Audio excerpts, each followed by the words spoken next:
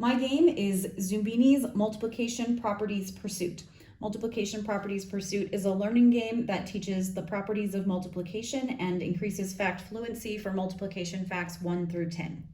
The game consists of a game board, 6 player pawns, and 4 types of cards. The first type of card are the multiplication property question cards that have to do with the properties of multiplication, indicated by the multiplication symbol in the corner. They go on the matching X on the game board.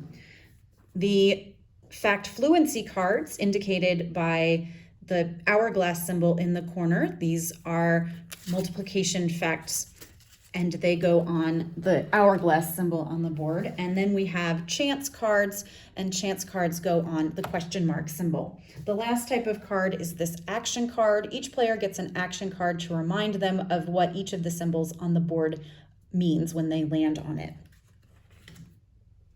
To get started, each player would place their pawn on the corresponding color spot that matches their Zoombini, the big trapezoid spot, and then everyone would roll the 2 dice. Whoever rolls the highest number gets to be the player who goes first. So in this case, we're going to pretend that everyone has rolled and the blue player has rolled the highest number and they're going to go first. So let's say that blue player has rolled a 5. They can move in any direction, forward, left, or right. So 5 forward, 1, 2, 3, 4, 5. That's a lose a turn space. That's what the no symbol means. So we don't want to go 5 forward, 1, 2, 3, 4, 5 to the right. That's a multiplication properties. And 1, 2, 3, 4, 5 to the left. That's a chance card. So let's move to our multiplication properties and take a look at one of those cards. So the player would draw a multiplication properties card and then hand it to the player to their right without looking at it to read the question to them. Then they would attempt to answer it. If they have answered it correctly, as judged by the reader of the card, then they get to keep the card. If they haven't answered it correctly, then the player who read the card would read the answer to the group, and then it would be replaced in the deck to possibly be played again later.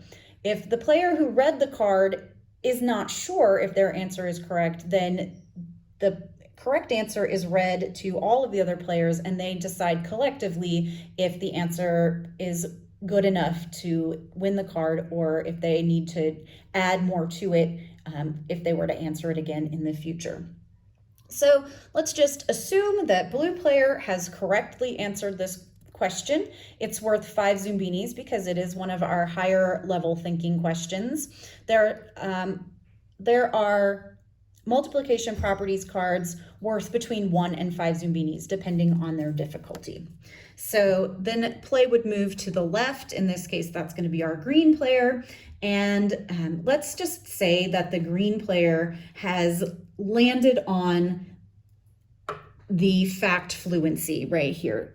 And so they would flip over the fact fluency and place it on the board for everyone to see. And then the player who says the correct answer to the multiplication fact first is the winner. This particular card is worth 5 Zoombinis because this is a fairly difficult multiplication problem for young students, but easier problems are worth fewer Zoombinis. 5 is the maximum. Just in case they don't know their multiplication facts or they're not sure who has answered correctly, a multiplication table is included so they can check that to see if they've answered correctly. Play would then end, and then it would be the next player's turn. So yellow would go, and let's say yellow lands on a chance. So we draw a chance card, and this chance card is just worth 1 Zoombini. They get to add 1 Zoombini for free to their hand, and then that would end their turn. There are a couple of other special chance cards that players might want to receive. One is steal a card, allowing them to steal 1 card from another player. They can hold on to that if no players have cards, or if nobody's gotten a high level card, they might want to hold on to it and use it later in the game. There's double Zoombinis. This doubles the value of 1 Zoombini card in their hand. So a 3 Zoombini card would be worth 6, 5 would be worth 10, etc. And then there's Also, the Zoom to Zoombini Island card. This is a fun card because if you have this in your hand, once you have the 45 Zoombinis you need to go to Zoombini Island, then you can go immediately there without waiting for your next turn, without having to roll. So this potentially could allow you to win the game. So now we assume, let's jump ahead. Someone has now received, they now have 45 Zoombinis. They go to Zoombini Island and they say, let's count Zoombinis. From there, they count the Zoombinis and they do indeed have 45 Zoombinis. So in this case, red is going to be our winner. If they don't have 45 Zoombinis, then play continues and the red player would lose a turn. It would skip them the next time, and then it would come back to them, and everybody can continue playing until someone has 45 Zoombinis, gets to Zoombini Island, and wins the game.